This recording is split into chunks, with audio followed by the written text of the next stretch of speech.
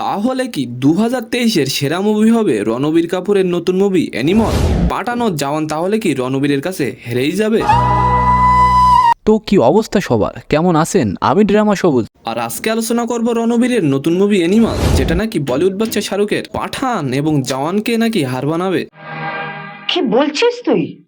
আমি ঠিকই বলছি। ভিডিওটি সম্পূর্ণ দেখুন, তাহলে বুঝতে পারবেন। একটি গুরুত্বপূর্ণ কথা আগেই বলে রাখি, তারপর বলছি ছবিটির মূল কাহিনী কি হতে যাচ্ছে। তু জুটি ম্যাম ছবিতে কাজ করার সময়ই রণবীর কাপুর জানিয়ে দিয়েছিলেন তিনি আর রোমান্টিক সিনেমায় কাজ করবেন না। আর যে কথা সেই কাজ। অ্যাকশন প্যাকড অবতারে কামব্যাক করলেন আর কে। এখন আসে যাক সিনেমার কাহিনীতে। 2 মিনিটের টিজার দেখে যেটা বুঝলাম, বাবা ছেলের সম্পর্কের কথা বলবে এই সিনেমাটি। কিন্তু সেই বাবা ছেলে অর্থাৎ অনিল কাপুর ও রণবীর কাপুরের সম্পর্ক খুব একটা ভালো থাকবে না।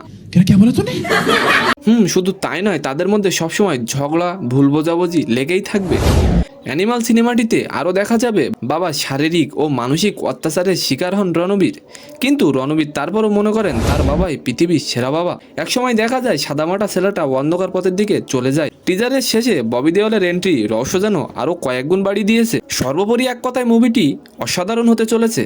আর এই মুভিটি কত টাকা ইনকাম করবে সেটি জানতে আমাদের চ্যানেলটিকে আপনারা সাবস্ক্রাইব করে রাখতে পারবেন। তো আজকের ভিডিওটি এই পর্যন্তই। আমাদের ভিডিওটি যদি ভালো লেগে থাকে অবশ্যই একটি লাইক দিয়ে আমাদের চ্যানেলটিকে সাবস্ক্রাইব করে দিবেন। ধন্যবাদ।